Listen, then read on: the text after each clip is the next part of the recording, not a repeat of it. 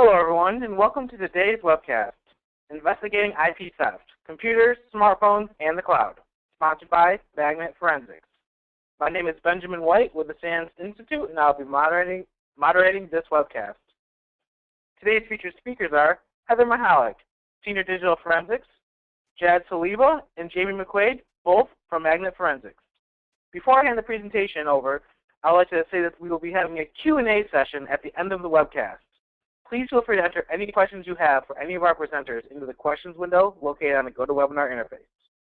And with that, I'd like to hand the presentation over to Heather Mahalik.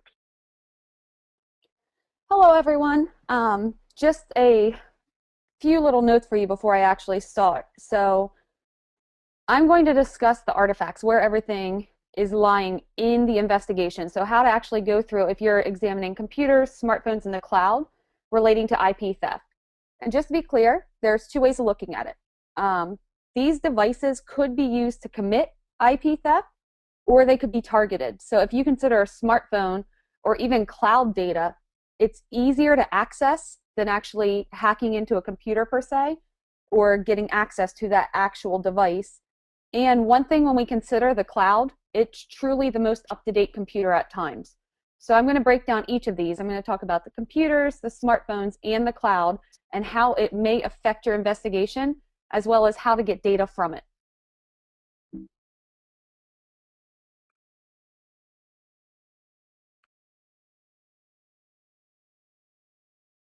Okay, things to consider. One, the first thing that you need to factor in when you are hired to work in IP theft investigation, what is involved? Is it just one computer? Are there servers, possibly smartphones involved, tablets, cloud data? The next thing to consider, what are the device's capabilities? So if you have a user that is accessing a Mac computer and syncing to a cloud, but then they're using a feature phone, so a non-smartphone device, that smartphone probably isn't going to be a part of your investigation. So you have to consider all the capabilities of the device. Then what makes our job even a little more complex is, what are the user's capabilities? So are these advanced users that can go in and modify the devices? Can they use encryption? Do they have administrator rights? We have to factor in that. Are there administrative settings on the device? So if the user wants to install an app and run it, are they able to? Or is it locked? Are the settings automatically syncing that device to either a computer or the cloud? When the event occurred, that will really help you, and we're going to break that down in a few slides coming up. Who was involved? And my favorite bullet on this slide is, can you get a keyword list? You're going to see when you start sifting through this data, anything that you can help narrow down your search will really be appreciated during your investigation. Another factor that kind of throws us all through a loop is the bring your own device philosophy now. So what this means for the user is freedom. The users can do whatever they want. They can possibly use Androids, Blackberries, iPhones, Windows Phone, tablets of their choice. They can bring in a Mac or a PC. That is fantastic if you are the user and your company allows this. What it means for us forensic examinators is more work. So one thing to consider is the most up-to-date computer. So if the person has, let's say, an iPhone, a Mac, and they're actually syncing to the cloud, one of those is the most up-to-date computer. It is your job to sift through all that data and decide which one actually has the most up-to-date information. We are going to need reliable forensic tools and methods, because when I start showing you how to manually examine this data, you're going to see that it's a lot to sift through. If you don't have the time to do that and you need to react quickly, you're going to need a forensic tool to help you pinpoint the investigation. And then you're also going to have to consider all aspects of mobile devices and computers, considering the internal components. So are there SD cards involved? Were there external USB devices attached? And that's how data was taken. The security, how are you going to actually get access to these devices? And then again, the amount of data and remote access. So if you're looking at those same devices I just said, a Mac, an iPhone, and the cloud, you want to make sure you protect the devices the second they come into your hands, so someone doesn't remotely access the cloud or the mobile device or even the Mac itself and change the data, because that's less data that you'll have to look at, and that could affect your investigation. So let's talk cloud here. The little graphic, the one down below my little comic is for your entertainment purposes, but the one on the right is more serious. So you can see the cloud is pulling data from all different types of devices, everything from remote servers to mobile phones and notebooks. So syncing is an issue. If the user syncs to the cloud, let's say they sync their iPhone to a cloud, and then they wipe that iPhone. If they conduct a new sync, that old data residing on the cloud could be overwritten and affected. So you want to make sure you're protecting cloud data, the mobile device data. You want to get to that data as quickly as possible. The good news is, say they wipe their devices. So you get a wiped Mac and you get a wiped iPhone as part of the investigation. You can actually reach out to the cloud and get legacy data that hasn't been altered. So anything that they wiped on their actual devices that they're using or deleted may still be residing on the cloud. So it's a great form of getting old data that the user may not even realize is still hanging out there. Backups we will talk about here in a bit, but backups, most people back up their data through Google, through the cloud with iTunes, with iCloud. There are different ones with Windows Mobile as well. So you can actually just do your backups remotely to your active host computer or to the cloud. So easy access here, this is one thing to consider for targeting. So the cloud data that you store, depending on the type of cloud service you're using, may make you an easy target for IP theft. So you want to make sure the same passwords you're using across the board aren't your same ones for cloud, because someone could easily access your data on the cloud. Another thing to consider is easy access in this realm. If you're the investigator, what are your rights to get access to that cloud data? So whether you need a search warrant, if you have a consent, you have to make sure you actually have legal authorities to log in and get the data from the cloud. And then the one other thing to consider is it does require a network connection. So if you're trying to protect cloud data, just make sure the devices that are going to sync to it are no longer connected, so you're just protecting that data itself.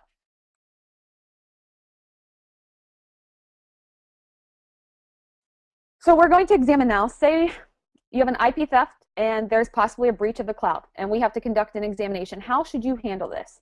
So the first thing you have to do is get access to the data with the methods I just talked about. You have to either have a consent, you have to have a search warrant, you have to have some kind of legal authority saying, okay, I'm allowed to access Heather Mahalick's cloud data and this is what she has there. Another thing to factor in is if I'm the one being investigated and you need access to my data, if I have data through my personal use, that's one thing. If I have data synced to the cloud through my company, those may be two different access methods you have to consider. So depending on the investigation and what's involved, you may have rights to just my personal data and not my business data, but it all depends on the IP theft investigation you're looking at. The best tip I can give you is narrow down the time frame. So if you know that I was targeted during a specific time, that's where you want to start narrowing your search. And then look at what was done during that time. So were applications installed? Was the application modified or used? And were clients installed? All of this data should be tracked in the cloud. So whether it's through a mobile device or a computer that's syncing to the cloud, you should be able to see this activity. If any of those occurred, you're going to dive even deeper, which I'm going to show you in some upcoming slides. Another thing to consider, so if you're looking at my cloud data, what was connected and synced possibly during that time? So computer, smartphone, tablet, are those all mine that are syncing to my cloud? Or is it someone else's? So if Tom suddenly connected his computer and synced to my cloud and pulled down my cloud data to his computer, that should be a red flag. And you may want to look deeper into what that computer was that was connected at that time in your investigation, just to help narrow your search.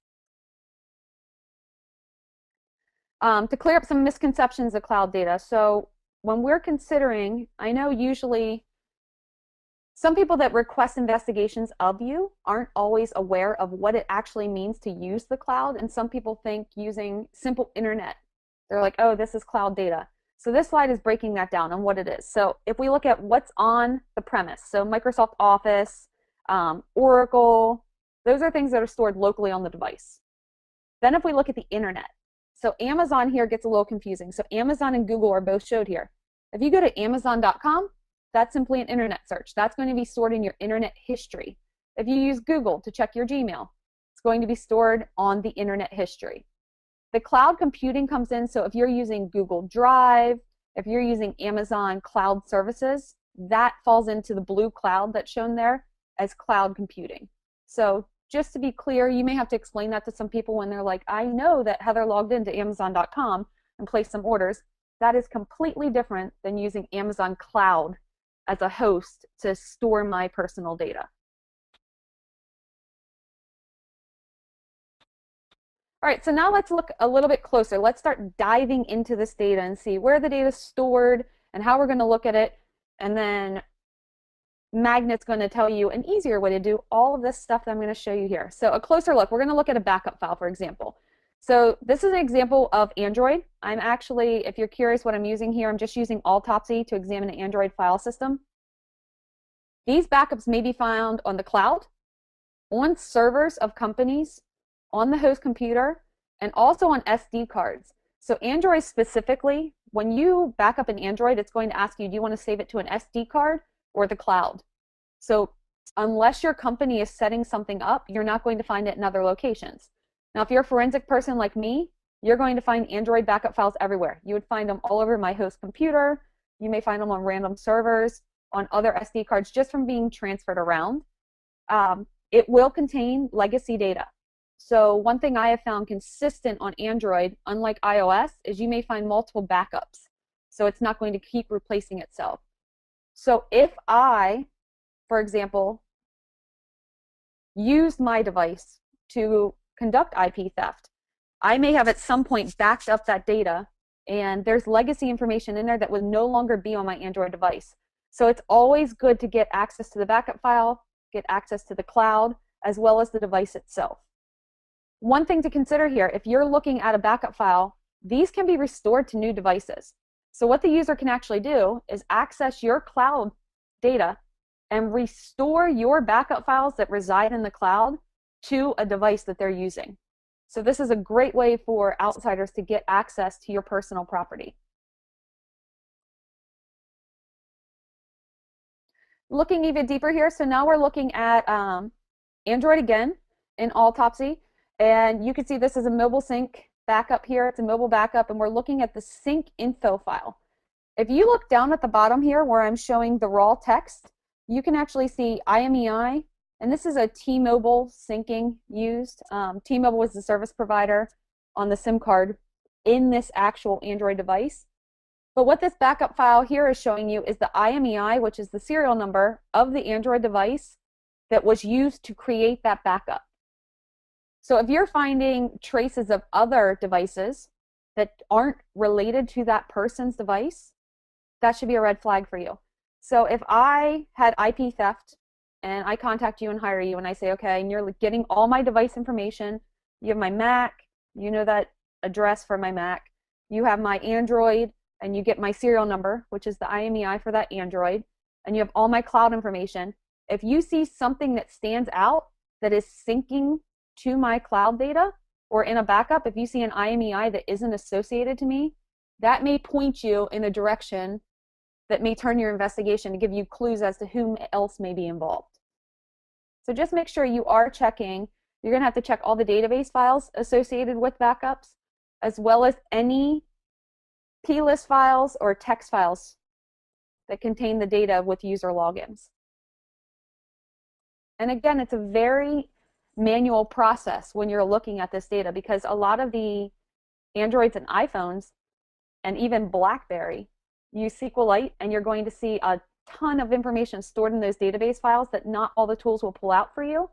So you are going to have to do manual examination on some of these devices. So now how do you handle all that data? So you have a ton of data. You have cloud data, computer data, smartphone data. The best thing is timeline examination. So you want to examine applications, cloud network storage capabilities, anything that was installed or used on that device during a specific time. Most people know when something occurred. So if someone gives you a device and you're part of an investigation where they say, I have no idea, look at it for the life of the devices, that's going to be difficult for you. So if there's some kind of indicator of, okay, I know that someone accessed my accounts during this time, or my identity was stolen, or my device started acting differently during this time, that should be a place to start for you. You're going to have to examine internet history because, again, remember, people may log in through the internet to access the device, or that may be in the vector to get into it. Examine all communications, and this would include native and third-party apps. Now, when we start talking third-party apps, you have to consider things like Dropbox. So, is Dropbox installed on the device as an application, or is the person using the internet to go out to Dropbox and access? So you have to consider network type storage in that aspect. There's different ways of accessing it depending on the device. Consider anti-forensics methods. So even if someone was going in and conducting IP theft, or their device was targeted, were they trying to clean up their tracks? Were they using encryption to protect anything that they were taking and storing on the device temporarily? So you're going to have to consider that. And then the best thing that you can do, and this will help your investigation, is can you determine intent? So why? Why was the person doing this? What were they looking for? That will help you when considering which applications you want to examine and how to piece the puzzle together. So now we're going to break down each of these. Your timeline examination. If possible, use a tool that will do this for you. So you want a tool that's going to look at the entire data image or file system if possible. You don't want to have to just load one file at a time in, because it's going to waste your time in doing such. And then narrow your search to the date and time in question. Use timeline features if possible. So if you can sort it by applications or communications, depending on what you're looking at that time. Look for files that were downloaded and accessed. So that's going to be a huge point here. And you can see in my screenshot here, WhatsApp was installed. And you can see that there are files here under installed applications. And one thing to consider is if a file is downloaded or accessed, was it moved? Was something else plugged in at that time? If you can search for that file name, if you actually see a file was downloaded, if you do a keyword search for that file, does it show that it was sent through Gmail or loaded to Dropbox or synced to another device? And then again, just look for any communications for data sent or received during that specific time frame in your investigation. For applications that require network access, now just to be clear, these applications listed here, depending on your device, may be a third-party app downloaded and installed on the device where the user actually is clicking on the app to access that data, or they could do it through the internet. So you're going to have to consider both, and I would examine both locations just to be sure you don't miss anything. So Scanner Pro, this is a good one. I actually use this on my iPhone, and I use it just simply to do expense reports. But this could be used for anything. You could be using this to photograph any kind of documents, and then it's essentially you just email it to yourself. You can load it straight to your Dropbox. You can load it to cloud information. And one thing that I didn't realize until I actually acquired my own iPhone is that all the scans are cached on the device. So even if I deleted them, which I go in and I delete everything, just keep my phone clean, I did find copies in the cache files on the iPhone. Dropbox is another one. Data stored differently if it's accessed on the internet versus the application. So that will factor in on what you find on the device or the computer. And again, one thing to consider with Dropbox is syncing across multiple platforms and devices. So if you have a Mac and a Windows machine and the person logs into their Dropbox, that data will automatically sync when they log in to their devices if it's set to do so.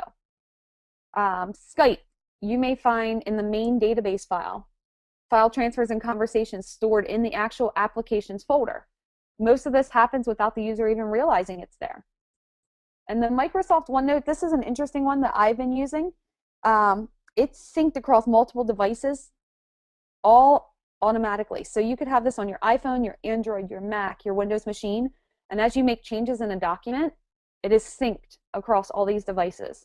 So it will also give you clues as to what else is involved. So you may see something in OneNote on my Mac computer that hasn't been synced to my device yet because I haven't logged in, or maybe my device is in airplane mode or turned off.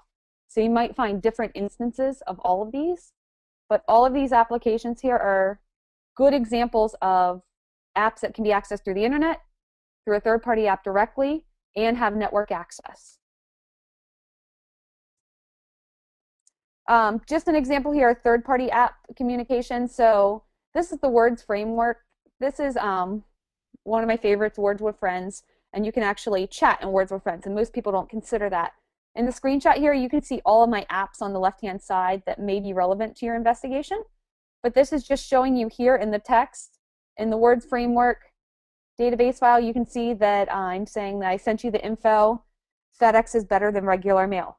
So remember, you can communicate within apps, you can share data within apps. So this is a gaming app used to chat.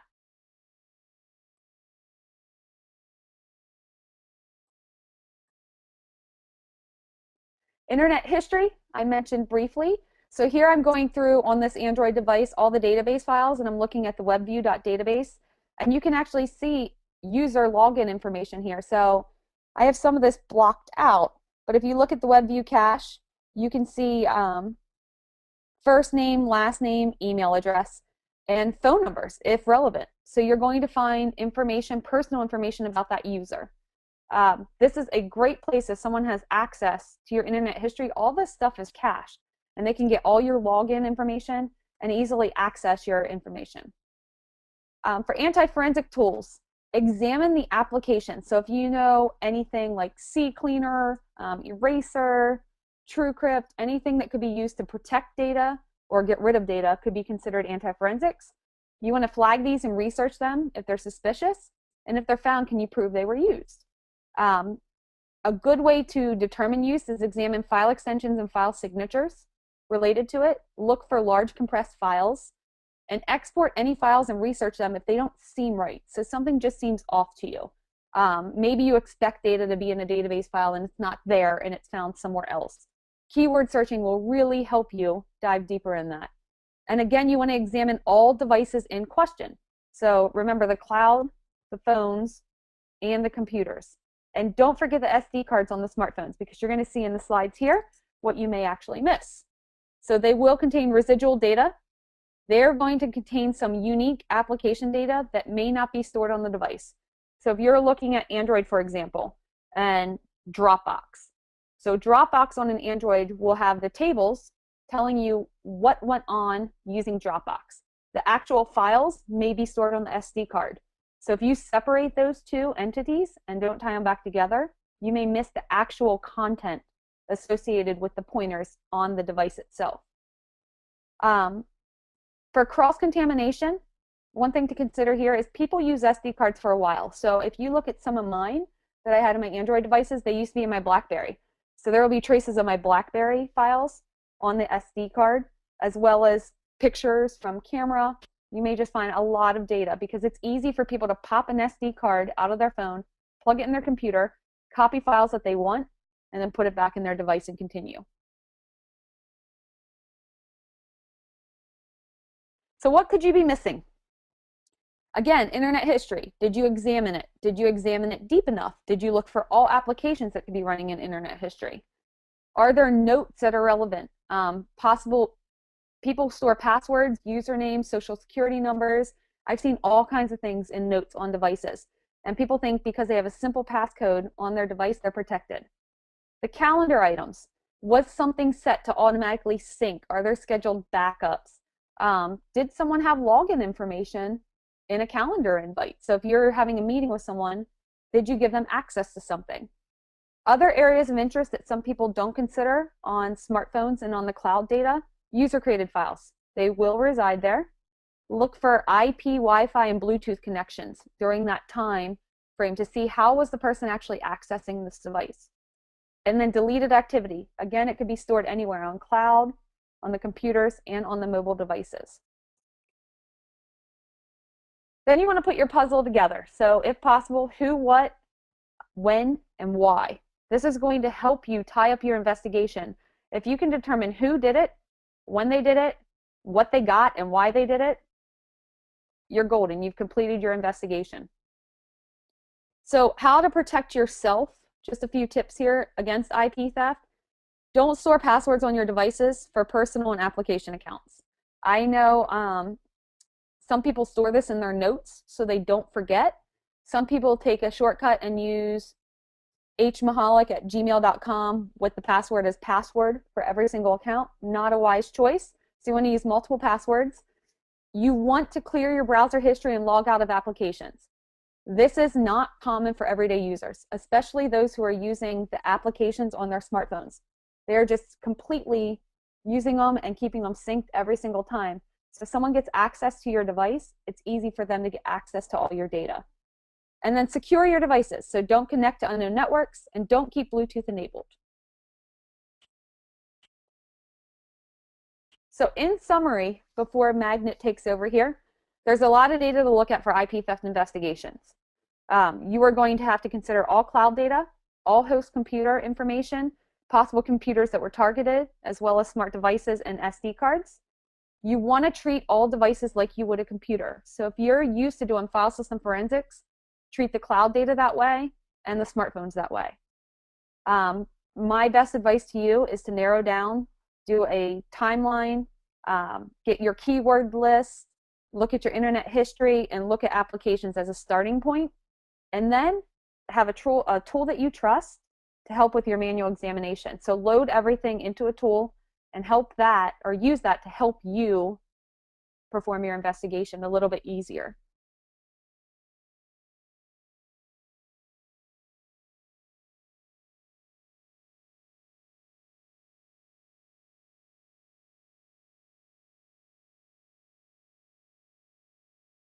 So now Jamie and Jad are going to go in and they're going to actually show you how to use their tool to conduct IP theft using mobile and cloud storage.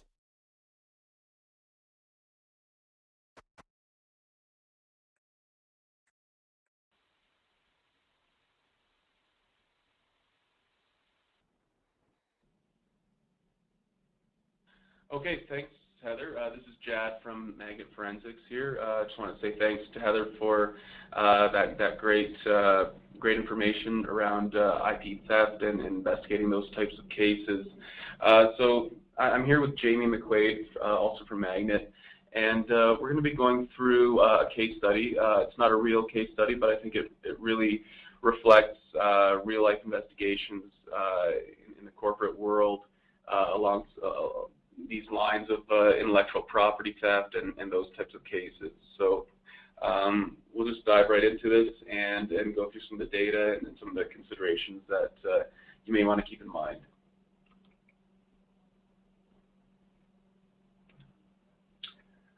All right, so starting off, just a bit of details about the scenario and the investigation in question.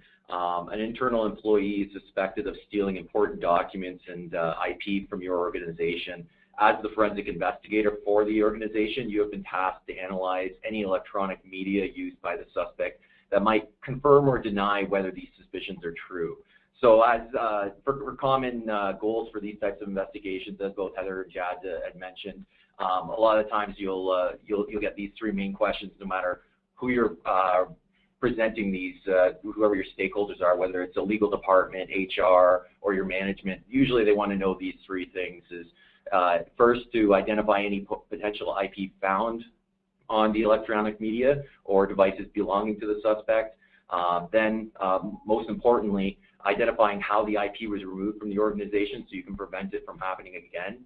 And finally, find any evidence of collusion between the employee and anybody else involved, whether they're internal, external, it plays a big factor. So in our scenario here, we start with our suspect. His name's Reggie Dunlop. He's an internal employee suspected of stealing company secrets. The initial communication is an email sent through Gmail to Jamie McQuaid, who works for a competitor. Okay, to avoid detection, they communicated their plan over BlackBerry Messenger. Okay, and then Dunlop then collected the confidential files on his work PC, copied them to his Dropbox account so that they can be exfiltrated from the organization without their knowledge, without the knowledge bypassing any corporate controls in the process. A link to the files in Dropbox was then shared with McQuaid over BBM. So just quickly get into the what you've acquired, the evidence here. To begin the investigation, you have collected and forensically imaged a laptop which contained a Windows 7 virtual machine and memory, as well as a smartphone that was physically acquired with Celebrite. Using IEF, we were able to recover Gmail and Dropbox artifacts from both the PC and mobile device, as well as BBM evidence from the mobile. So next, I'll pass this along to Jad, where he can go into further details on the individual artifacts. Okay, thanks, Jamie. Yeah, so just first artifact we're looking at here is Gmail. So using Gmail in the browser on a PC leaves traces behind indicating what messages were sent, who they were sent to, some data from the actual message that was sent, and other types of metadata. So you're going to typically find this data in the browser cache, the page file, the hibernation file. Those are two great files to be looking at, and keep in mind that you have to decompress the data that's in the hibernation file. And if you're able to get live RAM and capture that, that's also a really great source of all sorts of evidence, but especially more volatile evidence like Gmail artifacts. And over time, you will find this in unallocated space on a PC. So searching the entire drive, the entire image that you've acquired is really important when you're trying to make sure you're collecting all of the different potential Gmail that's been left on the drive. Now, on a mobile device, you're going to have a bit of a nicer presentation. You're going to have SQLite databases and other files that contain bits and pieces of the messages, so it's a little bit easier in those situations, but there is still data to be found on the PC side. So we've got a little screenshot there showing a highlighted message that was left behind in this hex view of some Gmail data. You can see a lot of escape characters there. Hopefully you can see my mouse pointer. So you've got some hex values that are escaped using a \u and then the hex value. So if you can convert those over to the actual characters they represent, that'll clean up the view a fair bit for you. But you can see the message there. You can see some names, email addresses. Further down in the screenshot, you can see dates and times. So timestamps for the message. And this is from the inbox view that you would see when you're using Gmail. So a lot of the data is formatted in a kind of a user presentation format, and not a what would be used in the database and things like that. So the format can depend on the user's just like regional settings and things like that. This last number that you'll see here, it's kind of the cross over the last two lines of the screenshot, is a Unix microsecond value. So once you convert that, you can manipulate that and view it in different formats. And what that represents there is the last time that something happened with this message. So that could be viewing the message. It could be modifying it in some way by adding a star in Gmail to the message, things like that. So it's kind of the last activity that occurred with that message, which at the initial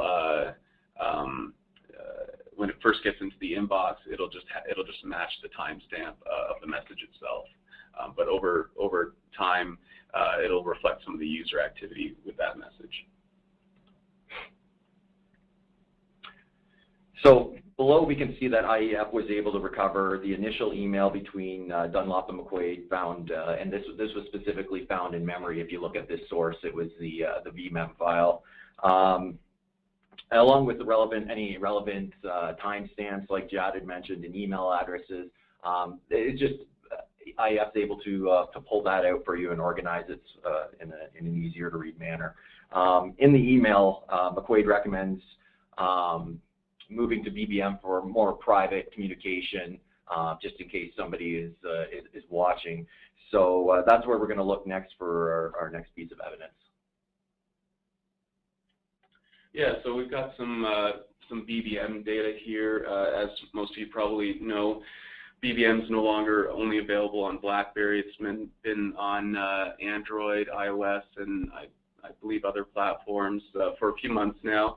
So if they store the messages in a nice SQLite database, and we've got the path there to the database file, master.db, if you're looking at an Android device. So there's a number of different types of data that you'll find in that file, including profile information, contact information, with some metadata around that, like dates and times, and then obviously the messages themselves, including the types of messages, status, and so on. So we've got a screenshot there showing a few messages with timestamps, and then a number of other columns. So you can see message IDs, conversation IDs, participant ID, and so there's multiple tables in the SQLite database, and you'll have to join some tables to be able to pull together all the different data to get the full picture of who this message is from, who it's sent to, and so on. So if you're manually going through this file, you'll want to pay attention to some of these IDs that you'll need to match through multiple tables in the database file. And getting into the evidence, thinking that the BBM conversation would be much more private, Dunlop and McQuaid laid out their entire plan over BBM, including the link to the Dropbox folder where the IP was actually exfiltrated out of the organization. IEF is able to capture all the details and organize the results as seen in the screenshot here. And you'll I guess you can guess where this the next piece of evidence will take us is into Dropbox. Yeah. So speaking about Dropbox, it's gonna matter whether you're looking at data from a PC or a mobile device. On the mobile side, again, things are easier for us as examiners.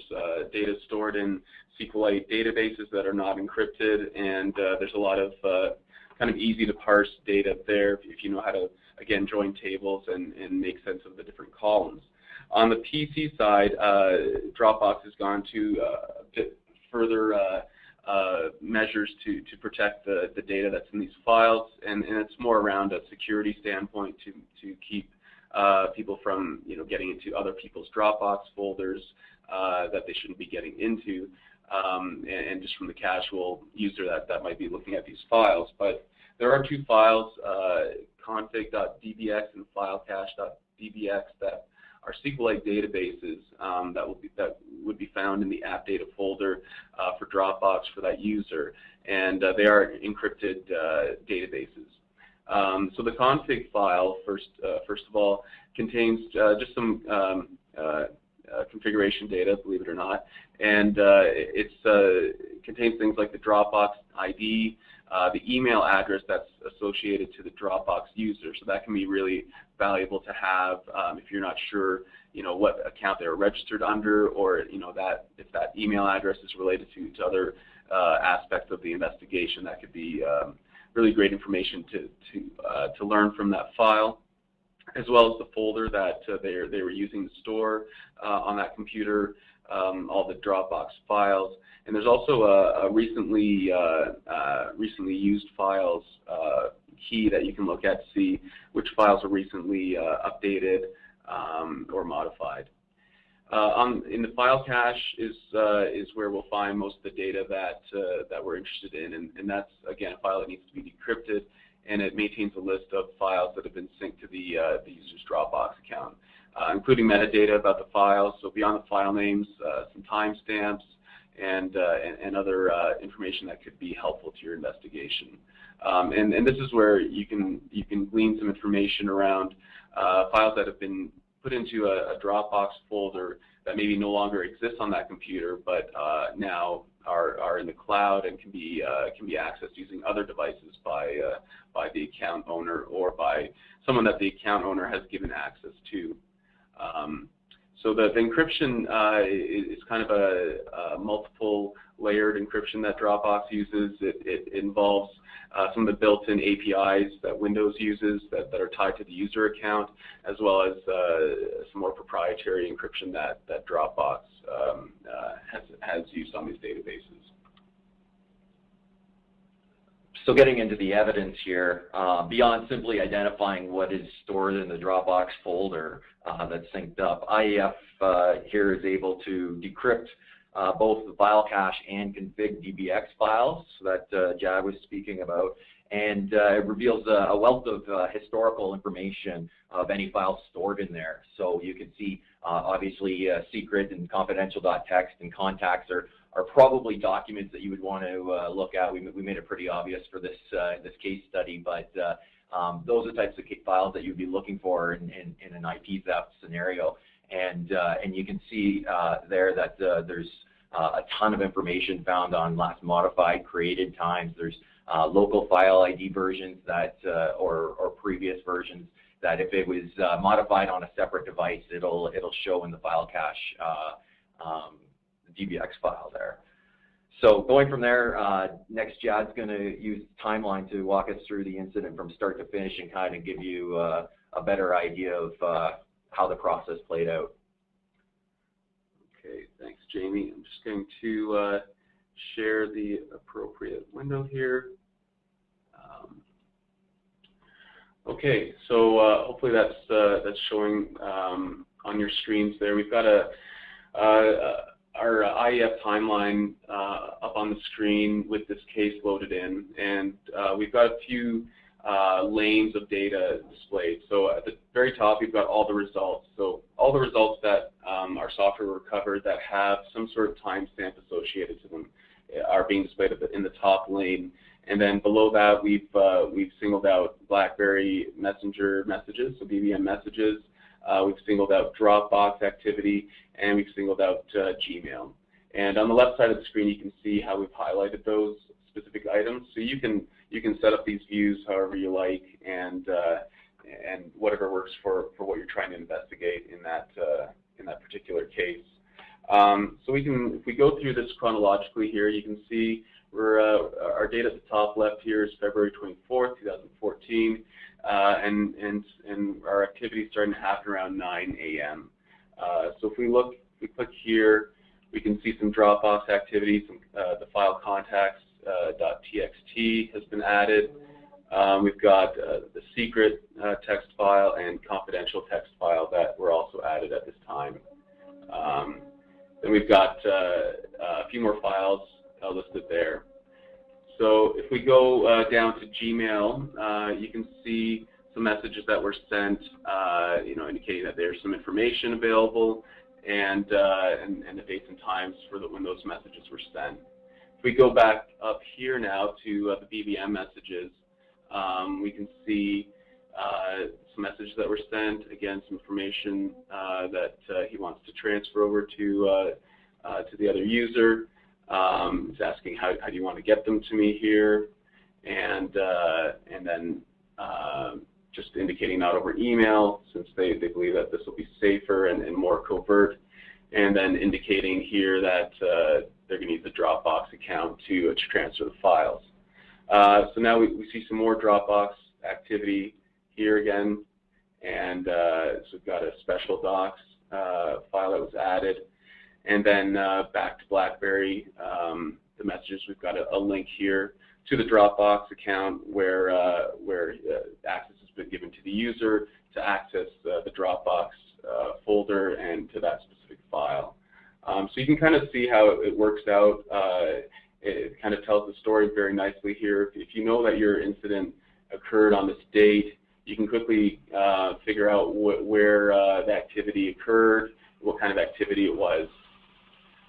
If I zoom out, if I unselect some of these items to bring the screen down to just all of the activity, I can see it all there.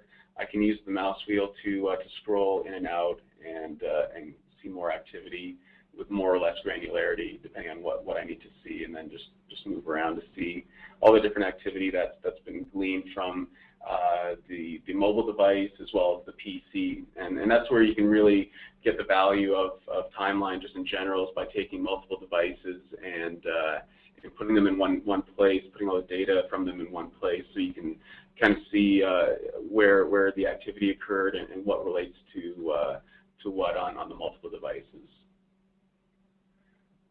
So we're just jumping back into the slides. Got just a few more to go here, and then we'll take any questions.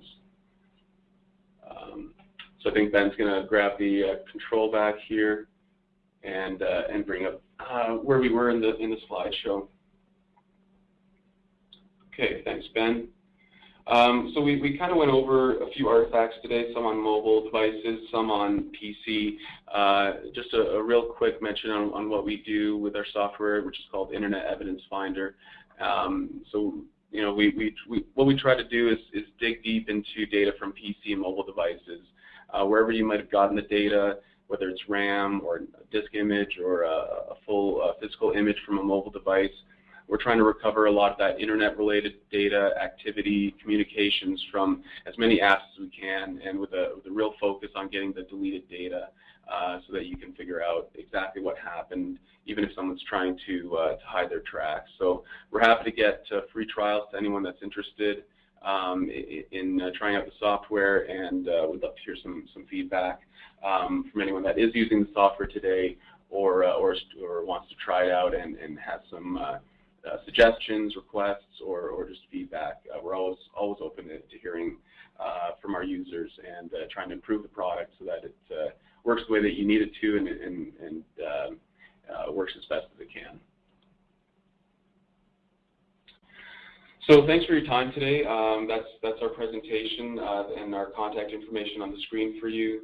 Again, I want to thank Heather for her great presentation prior to ours, and hopefully this was of value to you today, and hopefully we can answer any questions now that you might have had through the presentations.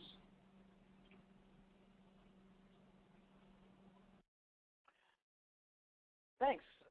We do have a couple questions, but if anyone has any additional questions, please feel free to enter them into the chat window. Let's see here. Let's find the first question. We have a question about Gmail. Since Gmail usually isn't stored locally in history, is it actually considered a form of being on the cloud, the Gmail? I'll give my perspective on it, and if Heather has anything to add, please do. But you will see records in the internet history showing access to Gmail. The URLs themselves don't provide a lot of information on what the user was actually doing, so it doesn't include, you know, the email address that was being sent to or any of the message, obviously. But it's kind of it's definitely a cloud service. Your email is being stored in the cloud on Gmail servers, but you can glean some information from the internet history records and also the artifacts, the traces of activity that are left behind on the hard drive and in LiveRAM, the page file, hibernation file, and other locations like that. Yeah, and just to chime in, the only other place you may find it is possibly in the backup file if the user is choosing to sync Gmail as part of their backup. But everything else that they just said, I agree with. Okay. Next question. In regards to the cloud, are there any sort of rock-solid timestamps that are generated from the cloud servers, kind of like an email timestamp?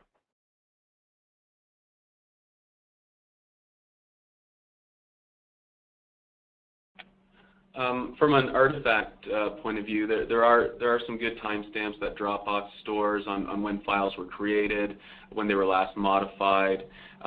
You know, with Gmail, there's the timestamps that we looked at for when the emails were sent. Google Drive stores a number of timestamps similar to Dropbox.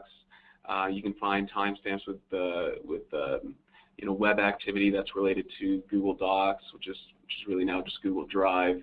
And so on.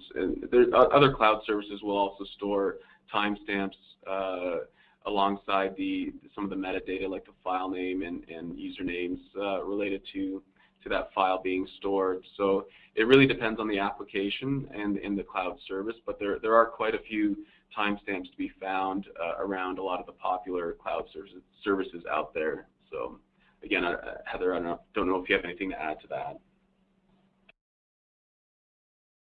Nope. Okay, next question. Okay. This one's for Jad specifically. Any chance that you guys will be adding a collection component for social media sites? Sorry, I missed that. Could you repeat the question, please? Yeah. The question was, is there any chance that you guys will be adding a collection component for social media sites? Okay, yeah, great question. It's something that folks have been asking us about, and I know there's some tools out there right now that do some of that, but we're looking at ways that we can include the acquisition of cloud data into our product and take that, just like you get a lot of advantages of combining PC data with data from mobile devices. Pulling down the cloud data, it does seem to be a challenge out there, and it's something that we're trying to figure out how it fits into our roadmap. And our focus will always be on internet-related artifacts, and we want to keep that going strong. But a lot of these things tie in nicely, and again, if folks are asking us to do something, it's something then that we take a serious look at. So it's something we're considering. Okay. Our next question is, can you ask IEF to only parse specific items to save time, or do you have to search everything? No, that's a great question. You can definitely select, as little as one thing to search for, or leave everything checked, which is the default. But if you're in a time crunch and you've got a lot of data to go through, and you're only specifically interested in certain artifacts, you can definitely uncheck everything else and just leave one or two things checked, and that'll definitely speed up the search. You can also save profiles now, so if you have a number of things that you always don't search for in certain cases, or you always do search for in other cases, but you don't want to search for everything, you can configure custom profiles now and set those up so that the next time you run IEF, you can just, from a drop-down list, select a profile that you've already created, and only those items will be searched for. You can also make one of them the default profile, so every time you run IEF, by default, those are the items that are selected. So it's a good question. With mobile images, because they're generally smaller than what you'll find on a PC, we find the search doesn't take very long at all to get through a full image. But if you're going through a lot of data, terabytes worth of data from a PC or larger device, you can certainly select less items to speed that up. All right, we have another question and sort of a comment here on IEF. They say IEF is a great tool, and I'd highly recommend it for any digital forensics investigations. They had a question, though. With a previous version of IEF, I was not able to parse an image of RAM until I changed the extension to a .dd format.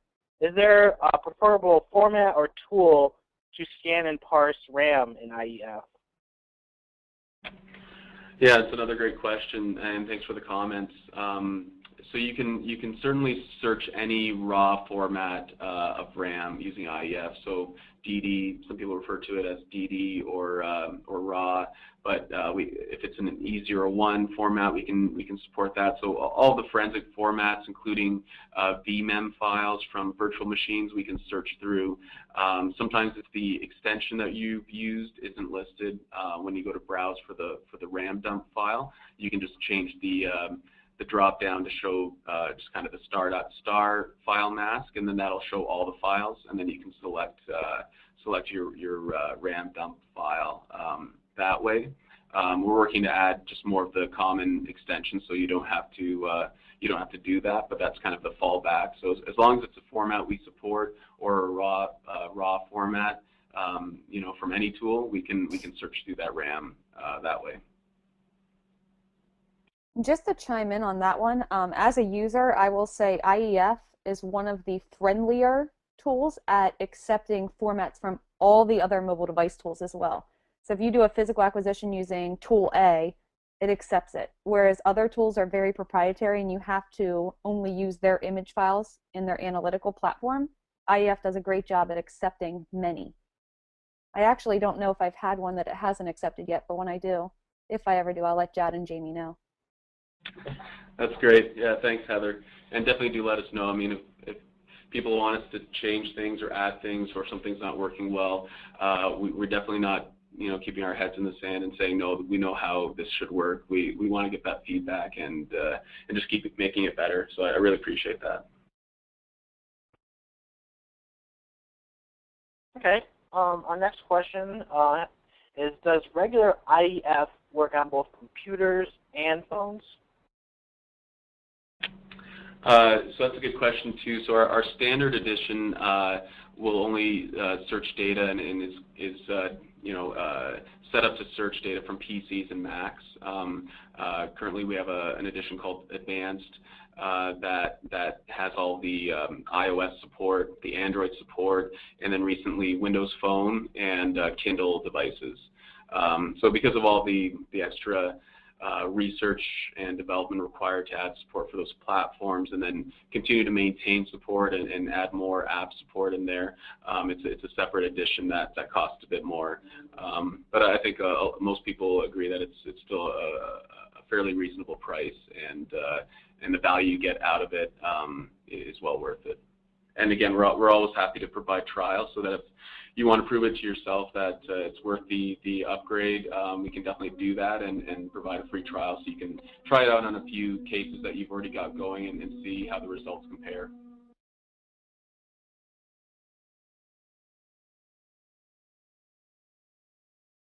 All right, we have some more questions here. We had a question. It would be nice to use a trial to get used to IEF. If I'm not mistaken, there is a free trial that's offered.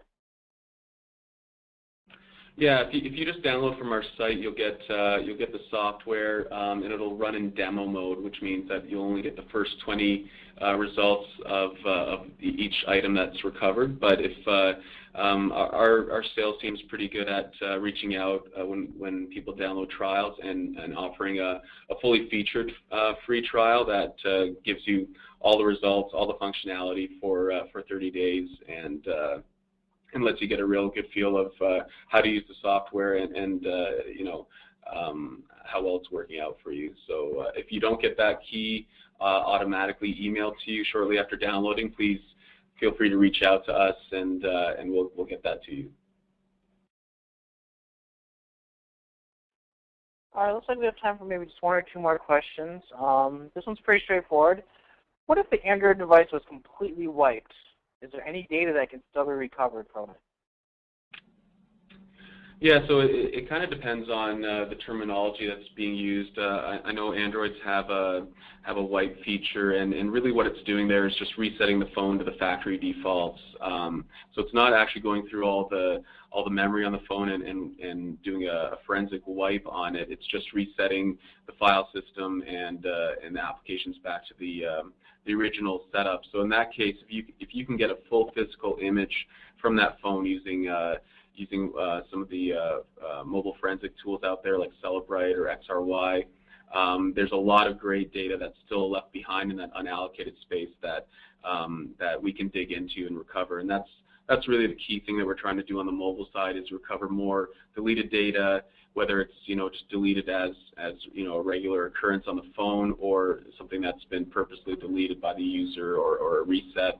And we've had great experience buying factory reset phones on Craigslist and running them through our software and finding tons of deleted SMS messages, Kik Messenger, WhatsApp, Facebook messages, and so on.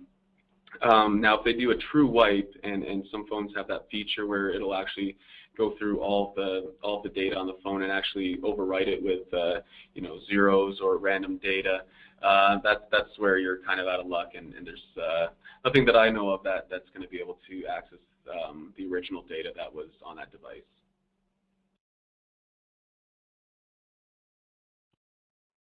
Great. I think we are just out of time now.